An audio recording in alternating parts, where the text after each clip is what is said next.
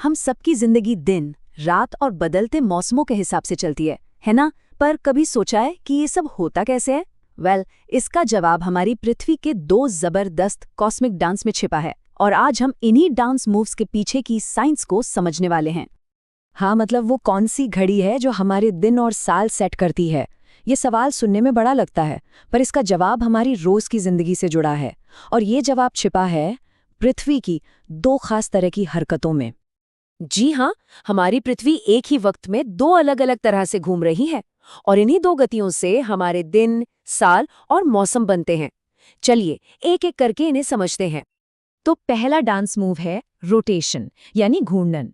इसे ऐसे समझिए जैसे कोई लट्टू अपनी ही जगह पर गोल गोल घूमता है, ठीक वैसे ही हमारी पृथ्वी भी अपनी एक धुरी पर घूम रही है, लगातार। और दूसरा डांस मूव है रेवोल्यूशन, यानी परिक्रमण। ये एक लंबी यात्रा है। इसमें पृथ्वी सिर्फ अपनी जगह पर नहीं घूमती, बल्कि सूरज के चारों ओर एक फिक्स्ड रास्ते पर, मतलब अपनी ऑर्बिट में पूरा चक्कर लगाती है। तो इन दोनों में फर्क क्या है? सीधा सा है। रोटेशन, जो लगभग 24 घंटे लेता है, वो बनाता है हमारे दिन और रात। और रेवोल्यूशन, जो करीब 365 दिन लेता है, वो बनाता है हमारे साल और मौसम। चलिए अब रोटेशन को थोड़ा और करीब से देखते हैं। तो सबसे पहले बात करते हैं उस घुमाव की जो हमारे हर दिन को बनाता है, यानी रोटेशन की।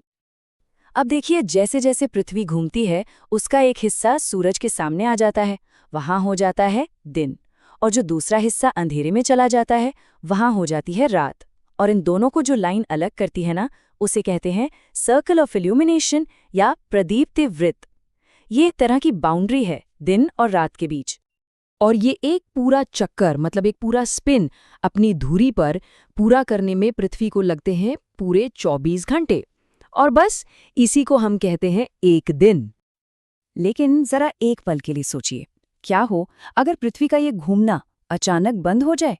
अगर ये 24 घंटे का रोटेशन रुक जाए तो यकीन मानिए, ये सिर्फ दिन और रात का रुकना नहीं होगा, इससे कहीं ज्यादा बड़ी गड़बड़ हो जाएगी।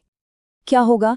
पृथ्वी का एक हिस्सा हमेशा हमेशा के लिए सूरज के सामने होगा, जहां इतनी गर्मी होगी कि सब कुछ जल जाएगा, और दूसरा हिस्सा वो परमानेंट अंधेरे में चला जाएगा, जहां इतनी ठंड होगी कि सब कुछ जम जाएगा। ऐसी खतरनाक कंडीशन में जिंदगी का तो सवाल ही नहीं उठता। तो ये तो हुई दिन रात की बात। अब आते हैं पृथ्वी के दूसरे और लंबे वाले डांस पर, जो हमारे पूरे साल को तय करता है, यानी रेवोल्यूशन। तो पृथ्वी को सूरज का एक पूरा चक्कर लगाने में लगते हैं 365 दिन और लगभग चौथाई दिन, हाँ 365.25 दिन। अब ये जो चौथाई दिन एक्स्ट्रा है ना, ये बड़ा दिलचस्प है, और इसको एडजस्ट करने के लिए हमने एक बड़ा स्मार्ट तरीका निकाला है। देखिए होता क्या है, हम सुविधा के लिए एक साल को 365 दिन का गिनते हैं, लेकिन वो जो 6 घंटे यानी चौथाई दिन हर साल बच जाता है, उसे हम साइड में रखते जाते हैं। अब 4 साल में ये 6-6 घंटे जुड़कर बन जाते हैं पूरे 24 घंटे, यानी पूरा दिन। और बस इसी एक्स्ट्रा दिन को हम हर चौथे साल फरवरी के महीने में जोड़ देते हैं और बन जाता है हमारा 366 दिन का लीप। ओके, तो रेवोल्यूशन से साल बन गया, ये तो समझ आ गया। लेकिन मौसम क्यों बदलते हैं? गर्मी, सर्दी, बारिश, ये सब क्यों होता है? क्या सिर्फ सूरज के चक्कर लगाने से? नहीं, असली कहानी में एक और ट्विस्ट है। अक्सर लोग सोचते हैं कि मौसम इसलिए बदलते हैं क्योंकि पृथ्वी कभी सूरज के पास चली जाती है, कभी दूर। पर ये पूरी सच्चाई नहीं है। असली राज छिपा है पृथ्वी के झुकाव में। ये है वो मैजिक नंबर 23.5 डिग्री। हमारी पृथ्वी एकदम सीधी नहीं है, बल्कि अपनी धुरी पर 23.5 डिग्री झुकी हुई है, और बस यही झुकाव सब कुछ बदल देता है। और मजे की बात यह है कि ये झुकाव हमेशा एक ही दिशा में रहता है, चाहे पृथ्वी अपने ऑर्बिट में कहीं भी हो। इसका नतीजा, जब पृथ्वी सूरज का चक्कर लगाती है तो साल के कुछ महीनों में नॉर्दर्न हेमिस्फेयर यानी उत्तरी गोलार्ध सूरज की तरफ झुक जाता है, और कुछ महीनों में सदर्न हेमिस्फेयर, जिस हिस्से पर सूरज की सीधी किरणें पड़ती हैं, वहां गर्मी होती है। अब ये झुकाव साल में 4 बहुत खास मौके बनाता है, जिन्हें हम सोल्स्टिस और इक्विनॉक्स कहते हैं। यही हमारे मौसमों के की पॉइंट्स हैं। चलिए एक एक करके इन्हें समझते हैं। तो ये हैं वो 4 तारीखें जो नॉर्दर्न हेमिस्फेयर के मौसम तय करती हैं। 21 मार्च, 21 जून, 23 सितंबर और 22 दिसंबर। ये पृथ्वी की यात्रा के 4 माइलस्टोन हैं। शुरुआत करते हैं 21 जून से, यानी समर सोल्स्टिस से। इस दिन उत्तरी गोलार्ध सूरज की तरफ सबसे ज्यादा झुका होता है।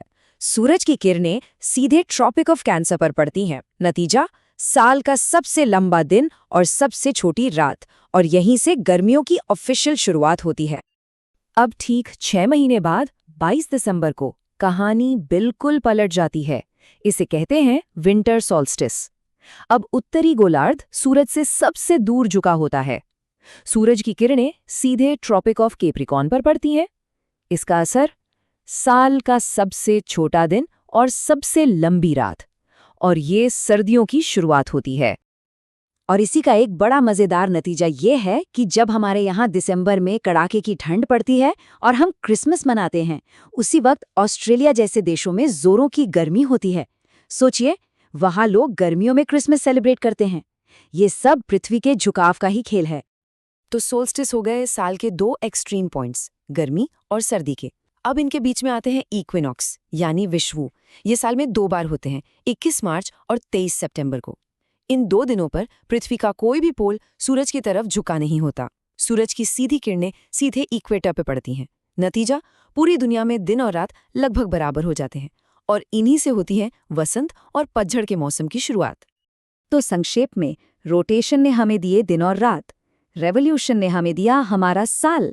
लेकिन इन दोनों के साथ जब पृथ्वी का 23.5 डिग्री का झुकाव मिला, तो हमें मिले मौसम। अब जाते जाते एक सवाल के साथ छोड़ते हैं। सोचिए, अगर पृथ्वी का ये झुकाव होता ही नहीं, अगर वो एकदम सीधी होती, तो हमारी ये दुनिया कैसी होती? क्या तब भी मौसम होते, या जिंदगी वैसी होती जैसी आज है?